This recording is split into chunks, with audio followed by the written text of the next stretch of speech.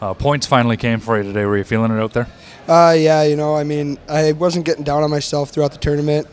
I had a rough tournament, but I was playing well defensively, and I knew if I kept doing that, I mean, the points would come. It's not all on me in this tournament. We have 24 guys, I mean, in the stands, on the bench, doesn't matter. It wasn't on me, and today they came, but that's not what it's all about. Off to an RBC Cup final. How's it feel? Feels good. It's an accomplishment in itself. Hearing that girl from Team Canada speak yesterday at the awards banquet really opened up my eyes as to why you're actually here. It's an honor to be going to it, so hopefully the win comes, but if not, I mean, it's an honor to be here at the RBC Cup. And talk about the Yorkton Terriers, a tough opponent. Yeah, Yorkton, they have a bunch of small, skilled defensemen that can really skate the puck up the ice. They had a strong goalie against us in Game 1. We're just going to have to get pucks deep, get pucks on net, and see what we can do against them. All right, Andy, thanks for this, and congrats on the semifinal win. Thank you very much.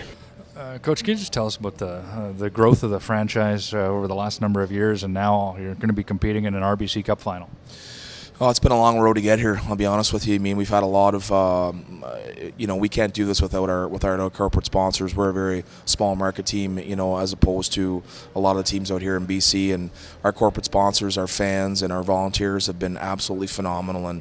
And without their hard work and keeping us going every day, I mean, we would not be here where we are right now. In must-win games, the team's best players have to be the best players, and it seemed like they were for you today. No, Andy Sturtz was phenomenal. I mean, there was a lot of pressure on him coming into this tournament. Being announced as the CGHL MVP before the tournament started, so which I didn't really agree with to begin with, but to have that way. But I mean, he struggled. I mean, and he admits it. He knows it, and he had a lot to prove on tonight's game. And it does not shock me at all that he answered the bell. He's a character kid. He cares. He cares a lot about his teammates. Cares a lot about our community in Carleton Place. Does a lot of volunteer work in there, and he didn't want to let people down. And it just shows you the type of character he has, the type of person he is, with the performance that he had today. One last game left in the season. The Yorkton Terriers are the opponent. What can you tell us about them?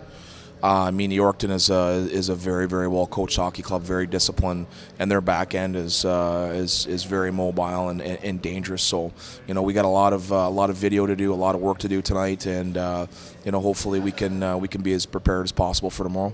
All right, Coach. Thanks for this. Best of luck tomorrow. Thanks for having me. Just walk us through the game. How you felt your team played. I thought in the first two periods we played well enough to win.